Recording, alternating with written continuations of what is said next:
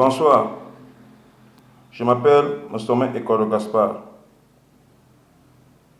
et j'ai trouvé 3 valeurs qui sont attachées à l'être humain. À travers le message que Bob Marley a laissé à son fils Ziggy, avant de mourir, que l'argent ne peut pas acheter la vie. Sur les 3 valeurs, en français, c'est le standard de vie, problème et valeur nette. Le problème se trouve entre ces 2 valeurs et c'est l'ennemi de l'être humain. Nous ne voulons pas les problèmes dans notre corps. Donc cette parole que Bob Marley avait dit à son fils peut nous aider à sauver le monde pour ne plus prendre la même route que Bob Marley avait pris. Après certaines recherches, j'ai trouvé qu'il y a 2 inventions qui sont inconnues au monde entier. Le standard de vie qui a été mis en pratique en 1991, ça c'est 10 ans après la mort de Bob Marley. Le problème qui, à partir de 2010, peut s'exprimer en chiffres, c'est 29 ans après la mort de Bob Marley. De Bob Marley, qui est mort en 1981, né en 1945, il n'y avait aucune chance pour lui de savoir ce qu'on appelle standard de vie et qu'un problème peut s'exprimer en chiffres. Sur ça, on va éliminer une valeur. Et la valeur qui est appropriée à être enlevée, c'est le standard de vie. Et qu'est-ce qui va rester dans la vie de Bob Marley? Depuis sa naissance, il connaissait seulement que 2 valeurs. Le problème et la valeur nette. Quel est le problème que Bob Marley a rencontré dans la vie? C'était le cancer. Pendant ce temps-là, il avait une valeur de 30 millions de dollars.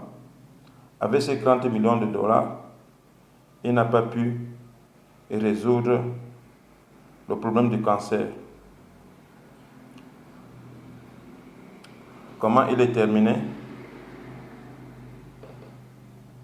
Voilà ce qu'il a eu à la fin. Il n'avait pas de vie, il avait toujours le problème cancer et sa valeur est 30 millions. Raison pour laquelle il a pu dire à son fils que mes 30 millions de dollars n'ont pas pu guérir mon cancer et ceci a entraîné la mort qui veut dire pas de vie. Maintenant, on revient. Nous qui sommes vivants maintenant, disons qu'on n'a jamais entendu parler de ces 2 grandes découvertes. Est-ce qu'on va encore suivre la route de Bob Marley? La réponse est non. Parce que Bob Marley a suivi cette route. Il a terminé par dire à son fils que l'argent ne peut pas acheter la vie. Maintenant, on revient sur les 3 valeurs. On ne peut plus prendre la valeur nette pour résoudre le problème. Il nous reste seulement à prendre le standard de vie pour résoudre le problème. Voilà ce qu'il nous reste dans le corps. Quand on refuse de prendre la route de Bob Marley, on se met donc le standard de vie qui doit résoudre les problèmes. Qu'est-ce qu'on va obtenir à la fin? Voilà ce qu'on va obtenir à la fin. La vie, pas de problème, et la valeur nette. Voilà ce que Bob Marley voulait obtenir. Mais c'était impossible pour Bob Marley d'obtenir ça. Parce que quand on a découvert le standard de vie, c'était 10 ans après sa mort.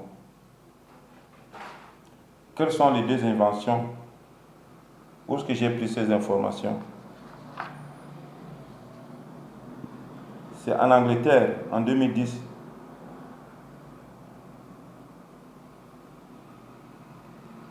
Que le problème a été nommé par les chiffres. On voit la démence, bombe à retardement. Les Anglais auront dans bientôt 1 million de malades qui va coûter à l'État 23 milliards par an. Quand on descend, on voit que c'est écrit en bas que chaque malade, chaque personne qui souffre de la démence, il coûte au gouvernement 27 647 par an. Ces nombres n'étaient pas connus à Beaumal.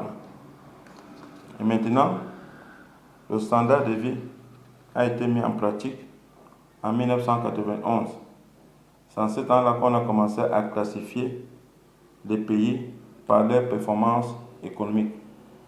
Voilà, liste des pays par PIB.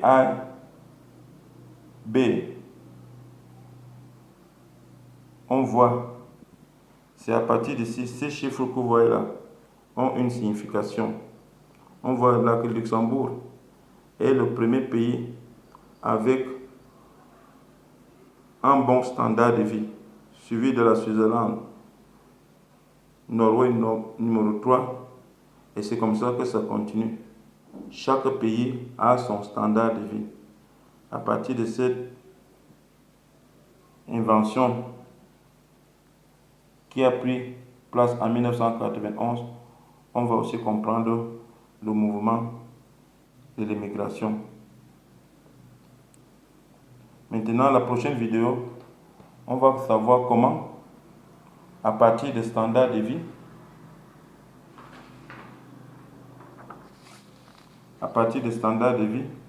on va résoudre les problèmes.